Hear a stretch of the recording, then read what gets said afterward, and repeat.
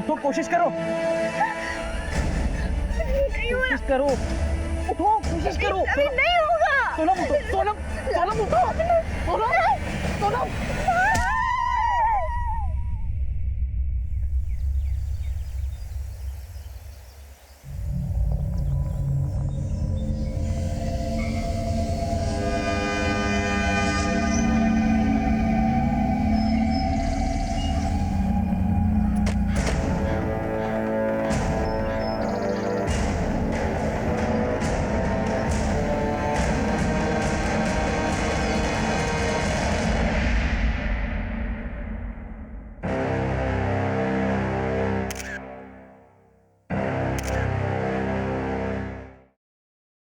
Sir ये तो जिंदा है।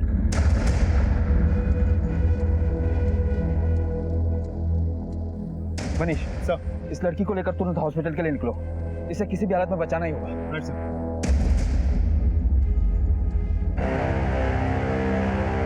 सर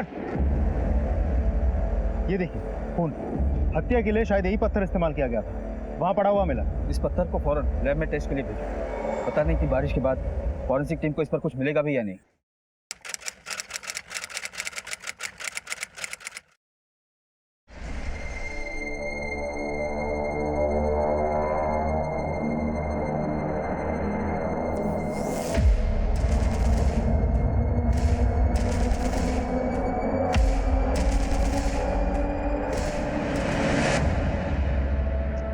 अभी आ गया ना। थाने के एंट्री रजिस्टर में साइन लो इसकी। कितनी बार बोले साहब, पढ़े लिखे नहीं है, अंगूठा चलेगा।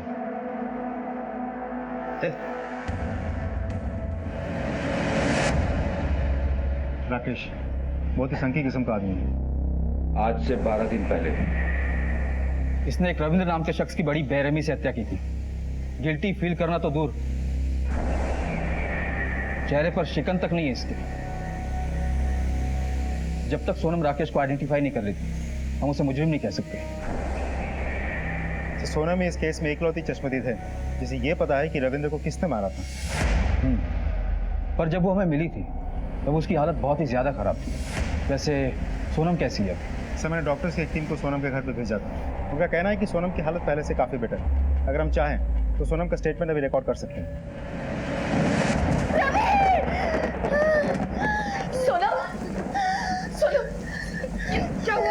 क्या हुआ? फिर कोई डरावना ख्वाब देखा क्या?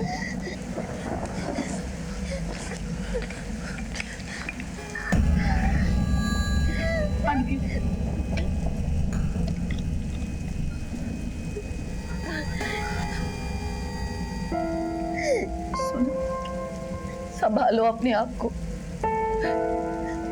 हम तुम्हारा दर्द सिर्फ समझते नहीं, महसूस भी करते हैं। आखिर हम रवि की माँ हैं।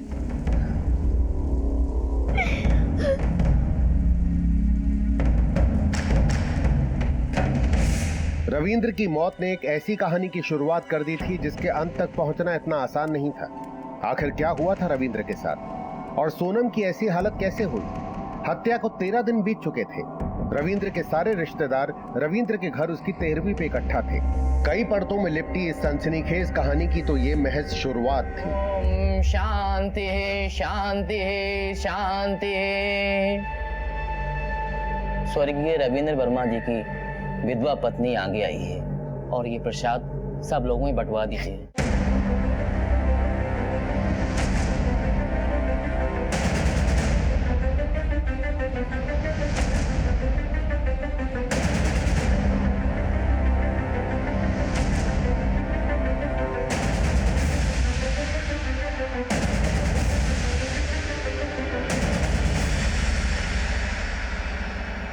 रचना, सोनम, तुम दोनों ये प्रसाद सब लोगों में बांट दो।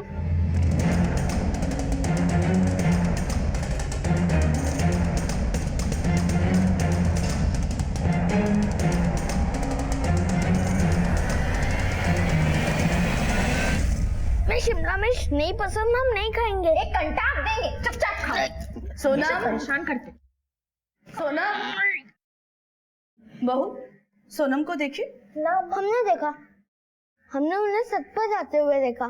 अच्छा। सोनम! ये क्या कर रही हो? पागल हो गई हो? तुम इस तरह हाथ नहीं मान सकती। रवि के कातिल को हम ही सजा दिलाना चाहते हैं।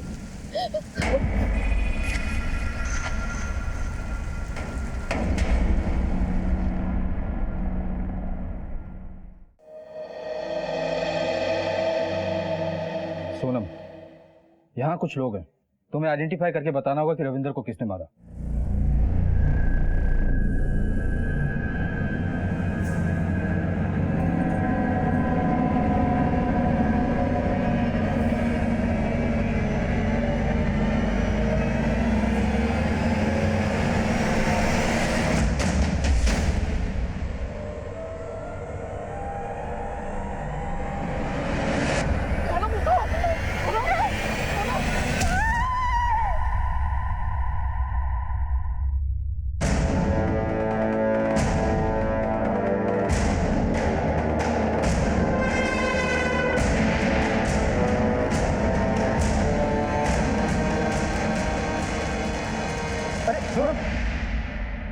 सर लगता है अभी भी ट्रॉमा में है। मनीष, सिर्फ सर्कमस्टेंशियल एविडेंस के बिना पर हम राकेश का कुछ नहीं बिगाड़ सकते। भले ही उसके फोन का लोकेशन उसी एरिया में था जहां से हमें रविंदर की लाश मिली, लेकिन उसका फोन क्राइम स्पॉट से काफी दूर एक्टिव था।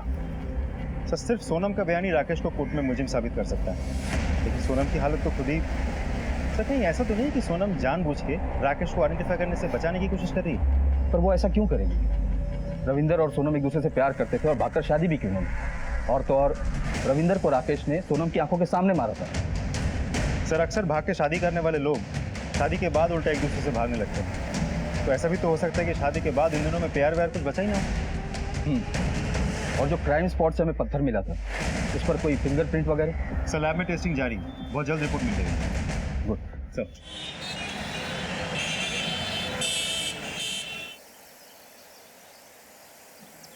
नाटक किया है तुमने पुलिस के सामने। अरे तुम तो चाहती नहीं हो कि राकेश को सजा हो। तुम ऐसा कैसे कह सकती हो? उसने हमारे रविंद्र को मारा। रविंद्र सिर्फ हमारे हैं, तुम्हारे नहीं। और वैसे भी उन्हीं की तरह धोखा देना तुम्हें भी अच्छे से आता है, कभी भी पलट सकती हो तुम। अच्छा, तुम हमारे बारे में ऐसा कैसे बोल सकती हो? हम दोनों तो फ्रेंड्स। अच्छा हुआ तुम मिल गई, वरना हम तो इतनी टेंशन में थे कि कैसे लोग होंगे, कैसी जगह होगी। तुम भी मेरठ से, हम भी मेरठ से, बहुत मजा आएगा। सच में हम भी ना यहाँ बहुत बोर हो जाते थे, पर अब तुम्हारे जैसी साथी मिली है ना, हॉस्टल लाइफ के मजे हो जाने। हाँ। हमें क्या पता था कि जिसे हमने मदद का हाथ आगे बढ़ा के दिया, वो हमारा ही हाथ खींचकर हमारी ही जगह ले लेगा। सहेली से सौतन का सफर तुमने तय किया, हमारे ही सुहाग पर डाका डाल दिया तुमने।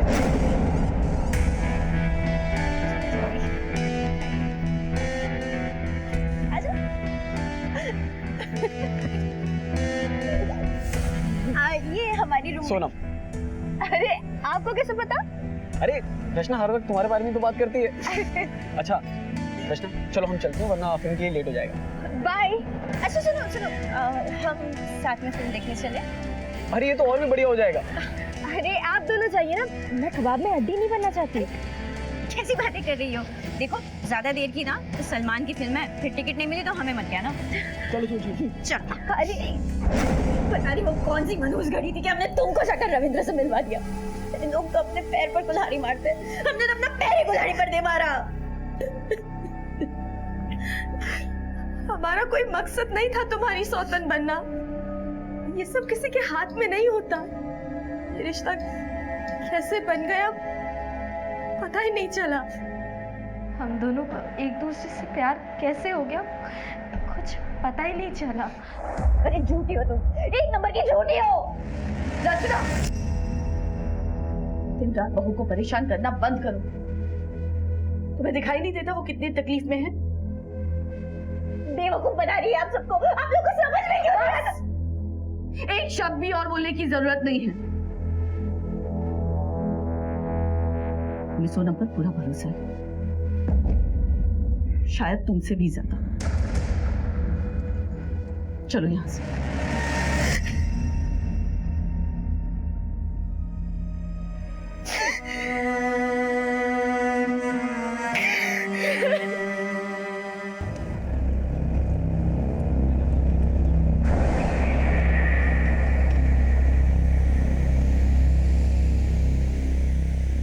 साहब गाड़ी रोको ना, थोड़ा हल्का होना है। चुपचाप बैठे रहे। साहब हल्का होना है, रोको ना। बोला ना चुपचाप बैठ गाड़ी के अंदर।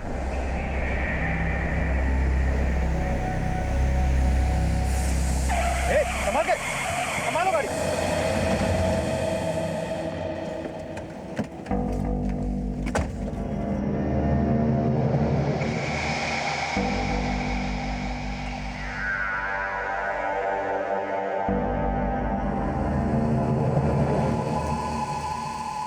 लगता है किसी की प्लानिंग है, किसी ने जानबूझ के कीले फेंक रखा है। सब अलर्ट हो जाओ, मैं एक्स्ट्रा फोर्स मंगवाता हूँ।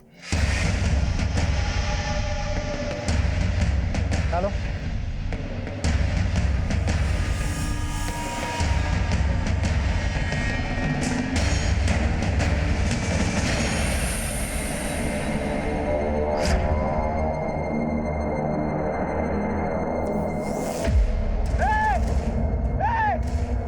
पॉइंट पे रखो इसको, देखता हूं मैं।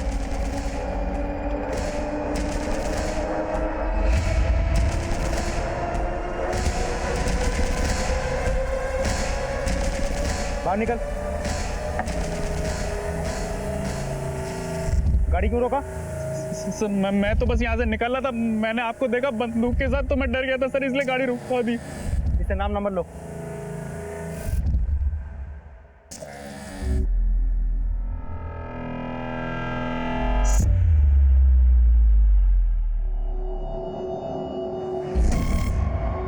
साहब राकेश भाग गया।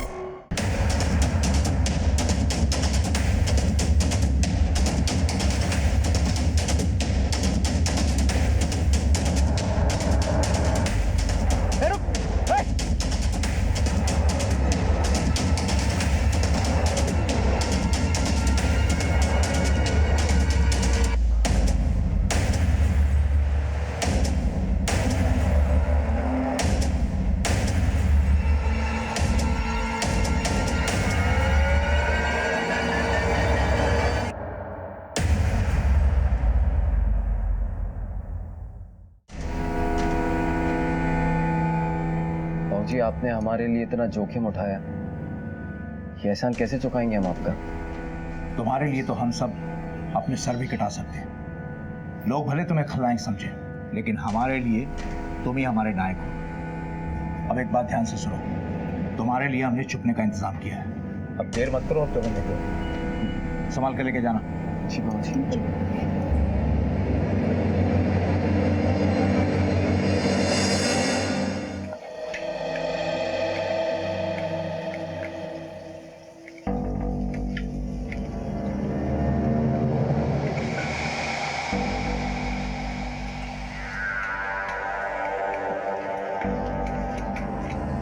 सब्जियों पे गुस्सा निकालने से सब ठीक हो जाएगा क्या? आप यहाँ क्यों आइए? आप भी तो चुड़ैल की तरफ ही है ना? ना ना ना, हम सिर्फ पैसे की तरफ हैं और इस घर में पैसा तो सिर्फ अम्मा के हाथों में है। और अम्मा सोनम के खेमे में है, यानी आप हाथ उल्टा करके उसी नाक को पकड़ रही है ना? रचना, हम हाथ उल्टा नहीं कर रहे हैं, बल्कि हम अपना हाथ तुम्हारी तरफ बढ़ा रहे हैं।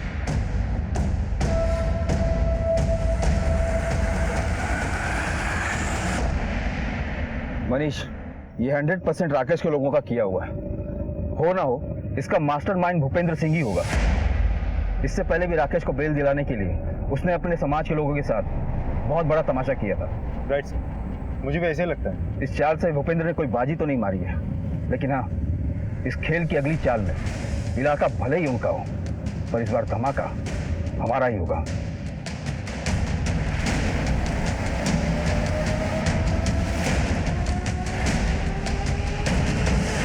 मैंने आपसे पहले कहा ना कि राकेश यहां नहीं आया है।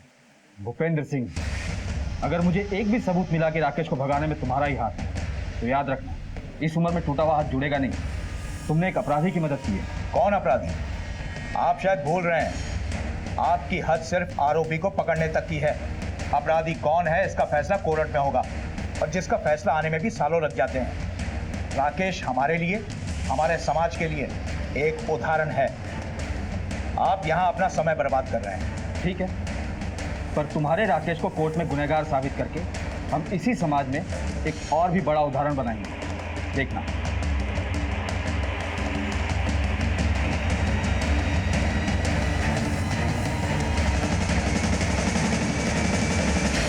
सर, इस भूपेंद्र सिंह की शक्ल देखी लगता है हमसे कुछ छिपा रहा है। 2 कांस्टेबल से कहो इस पे 24 घंटे नजर रखें। इसके एक एक सेकंड की डिटेल चाहिए मुझे। सर, आप एक्सक्यूज मी। हेलो, हाँ ठीक है, हम अभी पहुंचते हैं। सर, खबरी गुड्डू का कॉल था। सोनम के एरिया में राकेश को देखा गया। चलो चलो।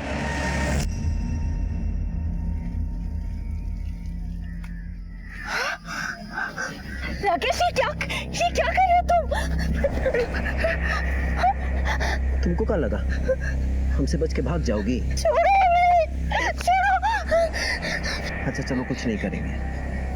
एक काम करो, आज रात में हमको मिलो, साथ में कहीं दूर भाग जाएंगे, बहुत दूर। छोड़ो हमें, हम कहीं नहीं आ रहे। अगर नहीं आई ना रात में तो पूरे परिवार को उड़ा देंगे, समझी? कर देंगे सबको।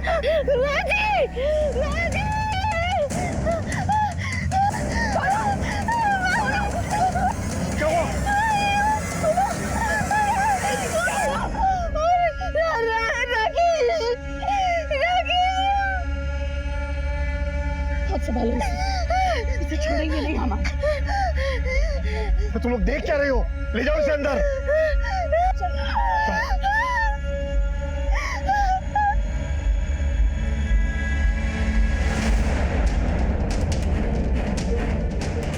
रुको, कहाँ जा रही हो तुम? क्या कर रही हो तुम? छोड़ो हमें। मुन्नी रुको, मुन्नी, मुन्नी क्या कर रही हो तुम? रुको मुन्नी, रुको। आज इस कुत्ते को छोड़ेंगे नहीं। आप उस तरफ देखिए, हम इस तरफ देखते हैं। क्या सच में रविंद्र की हत्या में राकेश का हाथ था? आखिर वो पुलिस की गिरफ्त से भागकर सीधा सोनम के पास क्यों आया था? क्या सोनम की जान को भी खतरा था?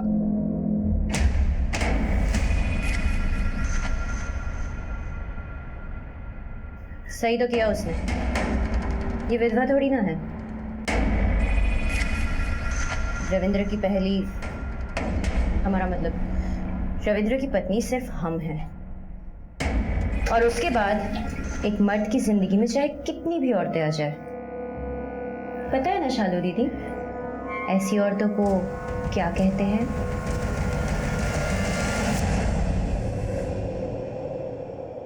मुन्नी सुनो, क्या हुआ?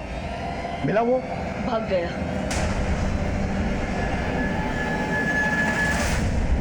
घर का कोना कोना छान मारो, जाकर ऊपर देखो। सर, आसपास अच्छे से चेक किया, लेकिन राकेश कहीं नहीं है। लगता है वो भाग निकला है। शायद ये राकेश शहर छोड़कर भागने के फिराक में है। शहर के सारे एग्जिट पॉइंट की चेकिंग बढ़ा दो और इस राकेश की फोटो हर जगह सर्कुलेट कर दो। सर, देखिए मुन्नी जी, इस तरीके से कानून अपने हाथ में नहीं लेना चाहिए था आपको। आप प्लीज ऐसा दोबारा ना करें। हमने कोई कानून अपने हाथ में नहीं लिया है। इस बंदूक के कागज है हमारे पास। हम राकेश की तरह अपराधी नहीं हैं। और आपको क्या लगता है, जिस आदमी ने हमारे बेटे को मार डाला उसके सामने हम आरती की थाली लेकर जाए? हमारे बेटे की आखिरी निशानी की रक्षा हम कर सकते हैं। हम सोनम से एक बार बात करना चाहते हैं। वो अपने कमरे में है, बहुत डरी हुई है। इस वक्त वो किसी से बात करने की स्थिति में नहीं है। ठीक है, हम उसकी सिक्योरिटी के लिए कांस्टेबल अलॉट करते हैं। सर, कहीं नहीं है। कांस्टेबल पांडे से कहो कि इनकी सिक्योरिटी के लिए यहीं रुके। ये राकेश यहाँ दोबारा आ सकता है। सर,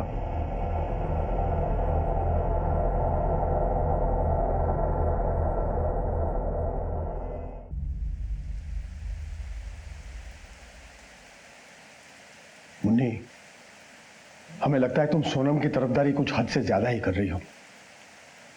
हाँ, मानते हैं वो अच्छी है, उसके पेट में हमारे परिवार का चिराग पल रहा है, लेकिन हमें रचना के बारे में भी तो सोचना चाहिए। हम रचना से भी उतना ही प्यार करते हैं, पर सोनम की कोख में हमारे घर का चिराग पल रहा है और हम किसी भी कीमत पर रवि की आखिरी निशानी को कुछ नहीं होने देंगे। अम्मा, हम सोनम से बहुत प्यार करते हैं और एक दूसरे के बिना नहीं रह सकते, और उसकी कोख में हमारा अंश पल रहा है।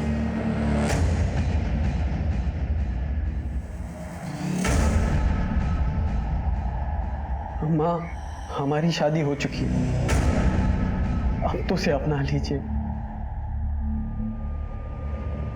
हमें अपना आशीर्वाद दीजिए।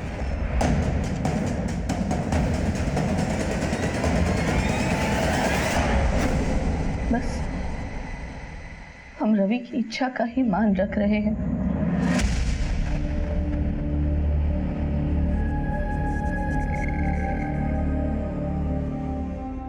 जाओ सर। राकेश की कोई खबर? सर अभी तक तो नहीं, लेकिन हमने खबरों को काम पे लगा दिया। राकेश की फोटो इस शहर के हर पुलिस स्टेशन में सर्कुलेट करवा दिया। सर भूपेंद्र सिंह पे भी हमने नजर बनाई हुई है। फिलहाल उसके घर के एक्टिविटीज तो नॉर्मल लगता है। राकेश के मिलने के बाद उसे रिमांड पर लेने के लिए हमें एक स्ट्रॉन्ग एविडेंस की जरूरत है, और अब तक राकेश के खिलाफ अगर हमारे पास कुछ है तो हमारी खुद की बनाई हुई थियरीज। जिस पत्थर से रविंद्र की हत्या हुई थी उससे कुछ हाथ लगा? नहीं सर, आज ही फॉरेंसिक टीम से मेरी बात हुई थी।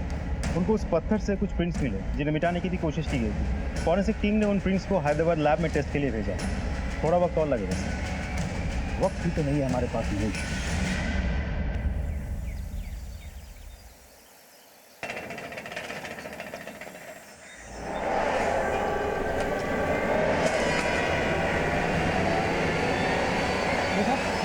अरे खून! मुन्नी मासी, मुन्नी मासी, बाबूजी!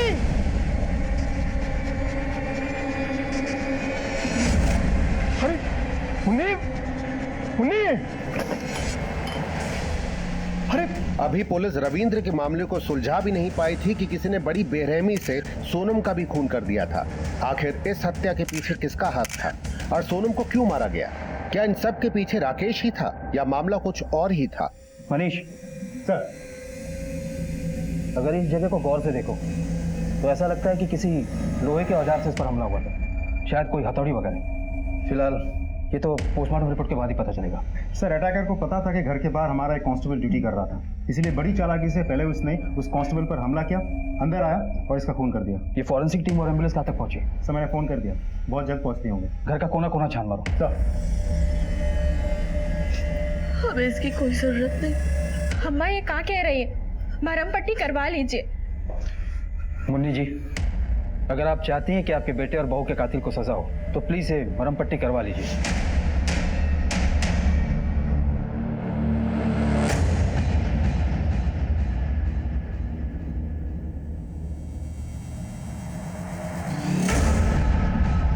क्या आप बता सकती हैं कि एग्जैक्टली क्या हुआ था? कल के सिंदूर वाले हादसे के बाद हमने तय किया कि हम हमारी बहू और उसके होने वाले बच्चे की हिफाजत के लिए हम रात को पहरा देंगे। इसीलिए हम रात को जगे हुए थे और अचानक सुबह सुबह के वक्त हमें आवाज आई। हम बाहर गए तो किसी ने हम पर पीछे से वार कर दिया और जब हमें होश आया तो सब कुछ लुट चुका था।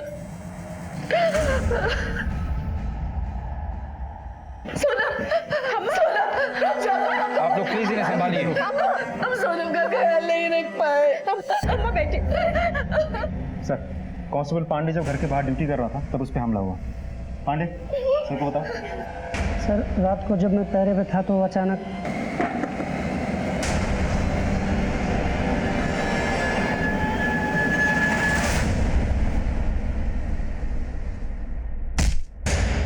हमलावर का मकसद सिर्फ सोनम को मारना था और उसने मारा और बाकियों को सिर्फ बेहोश किया। सर बात तो बहुत अजीब है। आप लोगों में से किसी ने कल रात कुछ देखा या सुना था? हाँ हमने देखा था। कल रात को हमें प्यास लगी थी तो हमारी नींद खुल गई। तभी हमने खिड़की से देखा कि किसी की परछाई थी। सर हमारे कमरे की खिड़की से तो घर के पीछे वाला रास्ता दिखाई देता है। चलिए दिखाइए। हाँ आइए सर इस तरफ। सर, ये है। पूरा एरिया अच्छे से छान मारो, जरूर कुछ ना कुछ हाथ लगेगा। सब जाओ।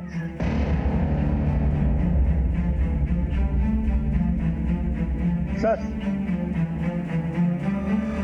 ये देखिए जूते के निशान।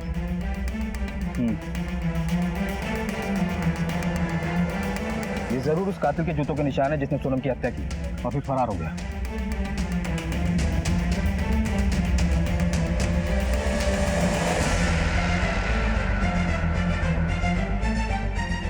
सर 9 नंबर साइज है।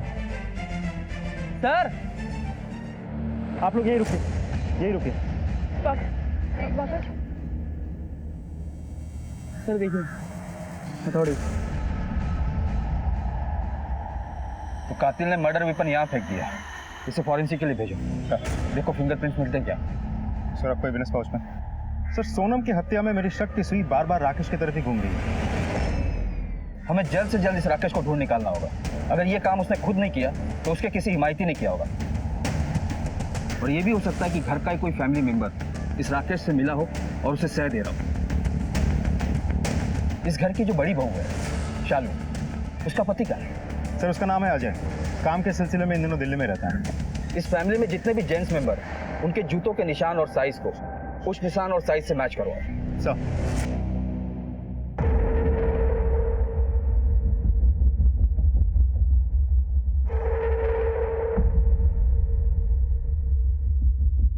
फॉरेंसिक टीम को हथियार से कुछ नहीं मिला।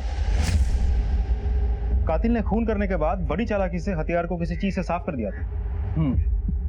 मतलब मर्डर वेपन तो हमारे पास है पर वो हमारे किसी काम का नहीं है। Excuse me sir. हेलो हाँ ओके सर। कलबरी चौक के बाइक पेट्रोलिंग पुलिस टीम ने राकेश को उनके एरिया में देखा था। राकेश को? जी सर। उन्होंने जब राकेश का पीछा किया तो पता चला कि वो उसी एरिया के एक सुनसान घर में डेरा जमाए बैठे हैं।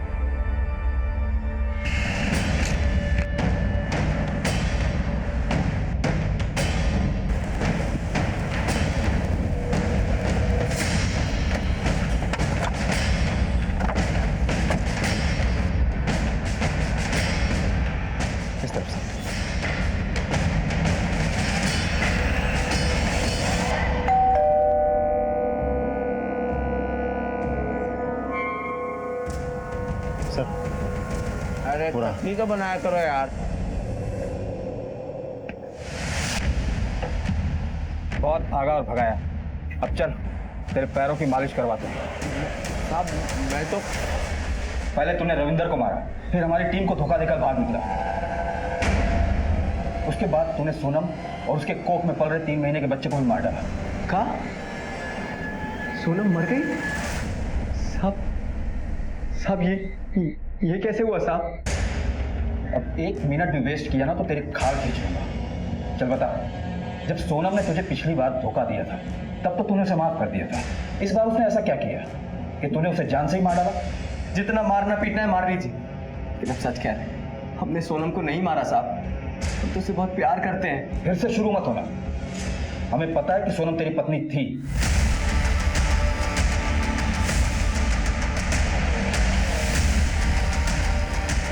और उसने रविंदर के साथ भागकर शादी कर ली, है ना?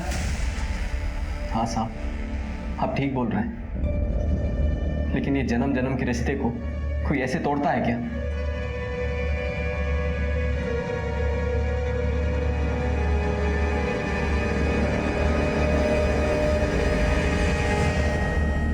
क्या हुआ? अभी हम इस सब के लिए तैयार नहीं हैं। दूर हटो हमसे। पापा ने भी एकदम अपने जैसा लड़का पकड़ा दिया।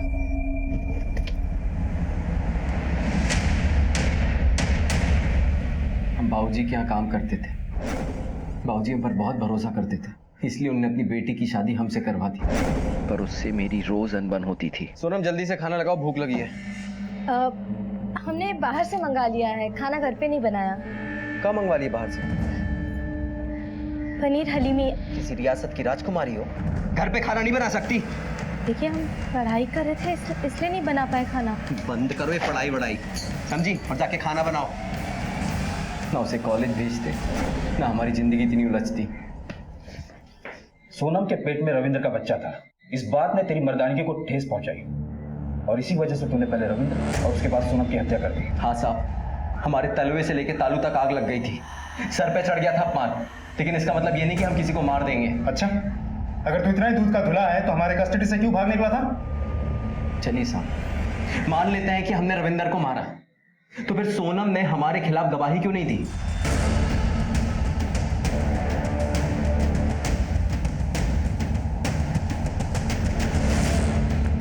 क्योंकि वो जानती थी कि हमारा इन सब से कुछ लेना देना नहीं है।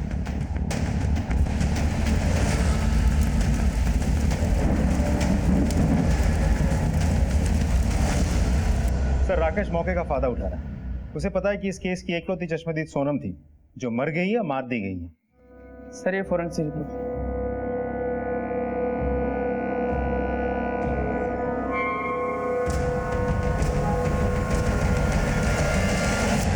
तेरे लिए अच्छी खबर नहीं है। जिस पत्थर से तूने रविंदर की हत्या की थी, उस पर तेरे उंगलियों के निशान मिल गए।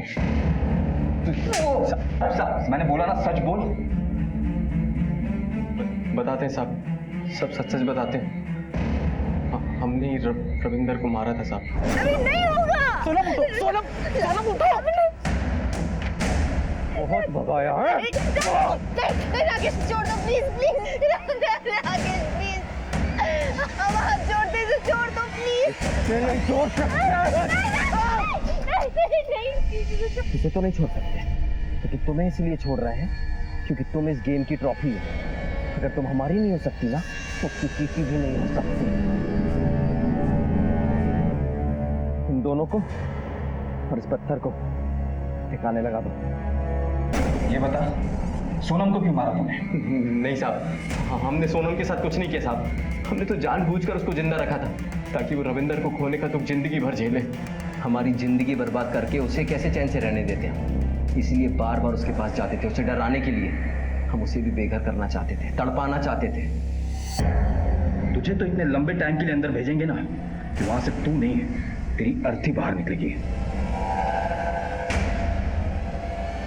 बहुत से लोग दुश्मन हो सकते हैं सोनम के।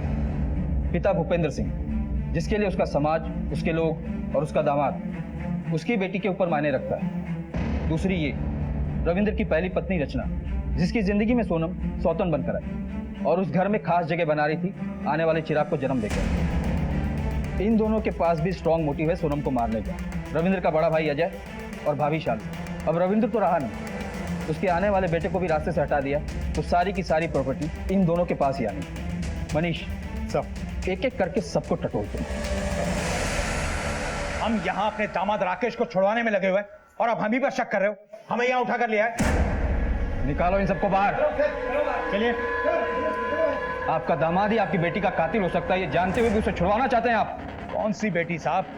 हमारे लिए तो वो उसी रात खत्म हो गई थी जिस रात उसने किसी और के साथ मुंह काला किया था। पूरे समाज में सालों से बनाई हुई इज्जत को एक ही रात में मिट्टी पलीत कर दी। उसने सिर्फ राकेश ही नहीं, अपनी जिंदगी से जुड़े हुए हर एक शख्स के साथ धोखा किया है। और फिर दामाद ससुर मिलकर खून की होली खेलनी शुरू कर दी। दामाद ने बेटी के प्रेमी रविंद्र को मारा, बाप ने बेटी को मारा। सच बोल रहा हूं ना मैं? काश आपकी बात सच होती, लेकिन यह सच नहीं है। यकीन मानिए दरोगा साहब, अगर हमारी बेटी हमारे हाथ लग गई होती ना, तो इतना तय है कि बच नहीं पाती। और एक बात और बताएं, किसी को भी उठाकर लाने से पहले उसके खिलाफ पक्का सबूत और गवाह तो तैयार कर लेते। भूपेंद्र सिंह, इस चौकी से बाहर निकलकर जब तीसरी गली में घुसोगे तो वहां वकीलों की मंडी मिलेगी। ये ताव वहां दिखाना शायद कुछ काम हो जाए, क्योंकि उन लोगों की रोजी रोटी तुम जैसे लोगों से चलनी है। जाओ, लेकिन शहर मत छोड़ना। चलो रे। हमें पता था सर, आज नहीं तो कल आप हम पर शक जरूर करेंगे। हमारा और सोनम का रिश्ता ही कुछ ऐसा था। सर, आप लोगों को सोनम पर बहुत तरस आ रहा होगा ना, पर असल में तो आप लोगों को हम पर तरस आना चाहिए। अरे सोनम को छोड़िए, हमारे अपने पति ने हमें धोखा दिया था।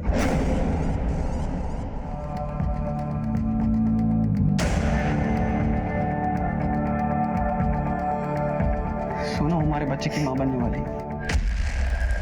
हमारे पास उससे शादी करने के अलावा और कोई रास्ता भी नहीं। तो ये सारा कुछ खिला रहे थे तुम दोनों हमारे पीठ पीछे, और ये सब इसलिए किया था क्योंकि हम आपको एक बच्चा नहीं दे सके। रचना, ऐसा नहीं है, तुम बिल्कुल गलत सोच रही हो। हमारी शादी हमारी माँ के कहने पे हुई थी, लेकिन हमें तुमसे कभी प्यार नहीं हुआ। प्यार तो बस हमें सोनम से हुआ। और और तुम्हें जैसे ही मौका मिला तुमने उसे मार दिया। पत्नी होने का हक तो उसने तुमसे पहले ही छीन लिया। रविंद्र की विधवा होने का हक भी वो तुमसे छीन रही। घर में तुम्हारे सास की लाडली थी, घर का चिराग जो उसकी कोख में थी। हम सच कह रहे हैं, हमने किसी की जान नहीं की। आपको क्या लगता है सर, ये सब रचना ने किया है? हमें जिन जूतों के निशान रचना के घर के पीछे से मिले थे वो तो किसी मर्द के जूते के निशान लगते हैं। हो सकता है उसने किसी और की मदद ली हो। देखिए सर, अब तक तो जूते के निशान सिर्फ राकेश से ही मैच हुआ। पर राकेश तो मान ही नहीं रहा, फिर कौन हो सकता है? साहब, जिस रोज हमने सोनम को सिंदूर लगाया था उसी रोज हमने उसको धमकी दी थी कि अगर वो हमसे मिलने रात को नहीं आई तो हम रविंदर के पूरे परिवार को खत्म कर देंगे। जब उस रात हम उससे मिलने गए तब हमें पता चला कि वो हमें फंसाने के फुल जुगाड़ में है। राकेश, तुमने रवि को क्यों मारा? क्या बिगाड़ा था उन्होंने तुम्हारा? तुम अपने आप को पुलिस के हवाले क्यों नहीं करते?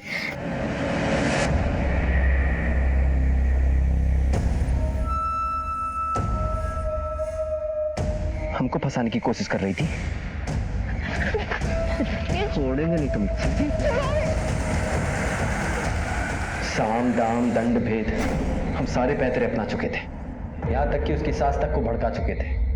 लेकिन वो थी कि रविंदर की विधवा बन के रहने को तैयार थी, लेकिन हमारे पास आने को तैयार नहीं थी। सर, ये जो प्रॉपर्टी के पेपर्स हमारे हाथ लगी हैं, इससे तो ये लगता है कि रविंद्र का मामला एक रिवेंज स्टोरी है।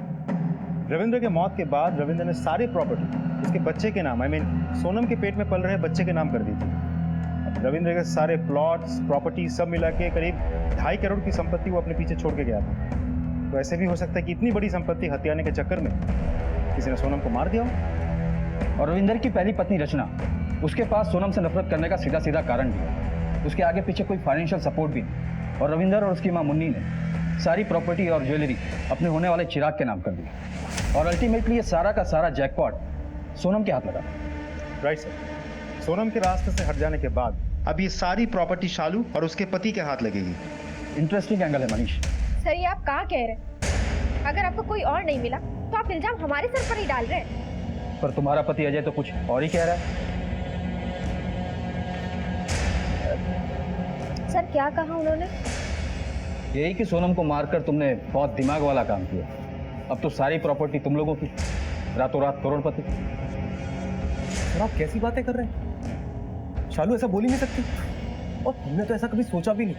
अच्छा, पर ये तो सच है ना कि सोनम के मरने के बाद सबसे ज्यादा फायदा तुम दोनों को हुआ है। अब रचना के पास खानदान का वारिस तो है नहीं, और तुम्हारे परिवार में वारिस का मतलब करोड़ों की लॉटरी है ना? हाँ सर, आप सच कह रहे हैं। सारी संपत्ति अब हमारे पति और हमारे बेटे के नाम पर ही है। लेकिन सोनम के रहते हुए भी हमारे हाथ में कुछ कम नहीं था। हमें भी ससुराल से बहुत से गहने मिले और साथ ही साथ बहुत सी संपत्ति भी। और सर, आपको एक बात बताएं, आप सिर्फ हवा में तीर चला रहे, असली मुजरिम तो कोई और ही है। ये पुलिस का तीर है, हम इसे किसी भी दिशा में छोड़ें घूम फिर कर मुजरिम के पीछे ही लगता है। सर, ये लोग तो कुछ कन्फेस करने को तैयार ही नहीं है। मनीष, इस वक्त भले ही हमारे प्राइम सस्पेक्ट ना हो, पर हम इन्हें कंप्लीटली इग्नोर भी नहीं कर सकते। सब मुझे समझ में नहीं आ रहा, ये राकेश, रचना, शालू और अजय, इन चारों में से अगर किसी ने भी सोनम को नहीं मारा तो फिर मारा किसने? इस केस की हर गली को छान मारने के बाद ये केस एक भूल भुलैया सा दिखने लगा है मुझे। पर मेरा एक स्ट्रॉन्ग इंट्यूशन कहता है कि इस भूल भुलैया से निकलने का रास्ता ठीक हमारी आंखों के सामने है, पर नजर क्यों नहीं आ रहा? मनीष, एक काम करो,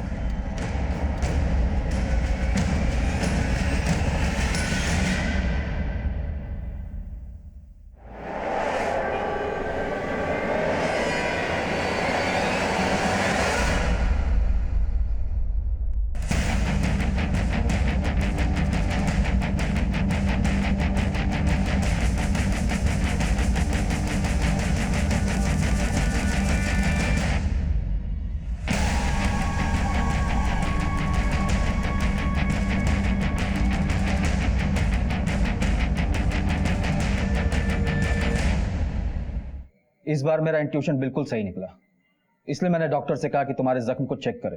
आपका शक सही है सर।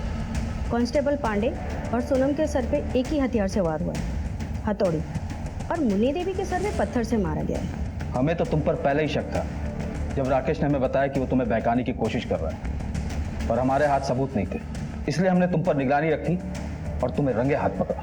बताओ क्यों किया ये सब? क्या करते हैं? हम अपनी बहू रचना से बहुत प्यार करते हैं, फिर भी हमने सोनम को अपनाया। उसने हमारी बहू का घर तोड़ा, फिर भी उसे हमने अपने घर में जगह दी, क्योंकि उसके पेट में हमारे बेटे रवि का बच्चा पल रहा था, हमारा वंश। और उसने क्या किया? सोनम एक नंबर की धोखेबाज निकली। पहले उसने हमारे बेटे को धोखा दिया और अब वो हमें धोखा दे रही थी। कैसा धोखा? उस दिन जब राकेश हमारे घर में घुसा था, तब उसने हमें सब कुछ बता दिया था। छोड़ेंगे नहीं आज तुम्हें हम। सोनम कभी तुम्हारे बेटे से प्यार नहीं करती थी। ये सब उसकी एक चाल थी, ताकि तुम्हारी प्रॉपर्टी और सारी जमीनों पे कब्जा कर सके। सोनम हमारे बेटे से बेहद प्यार करती है। उसके पेट में हमारे घर का वारिस पल रहा है। तुम्हारे घर का? वो बच्चा हमारा है। और देख लेना, एक दिन तुम्हारा सब कुछ छीनकर वो हमारे पास वापस आ जाएगी। और अगर अब भी यकीन नहीं है ना, तो आज रात 1 बजे अपने घर के पीछे आ जाना। बाकी की पिक्चर तुम्हें वहीं दिखाते हैं। पहले तो हमें उसकी बात पर बिल्कुल विश्वास नहीं हुआ, पर बाद में हमने खुद अपनी आंखों से देखा। हमें बहुत गुस्सा आया, इसीलिए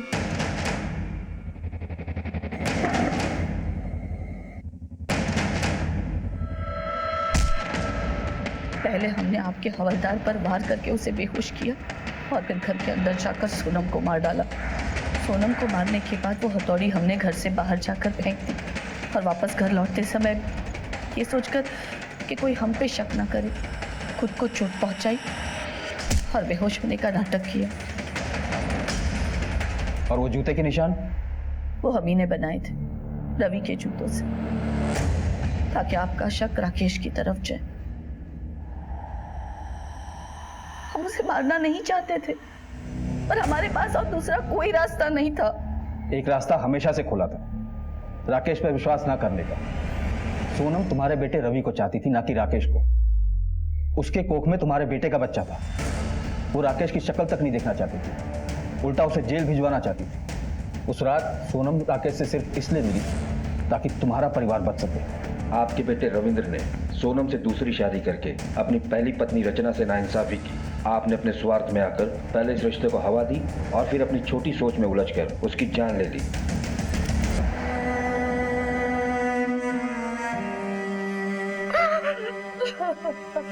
जब रिश्ते निभाने मुश्किल हो जाते हैं तो इंसान उनसे निकलने के लिए अपने ही तरीके आजमाता है।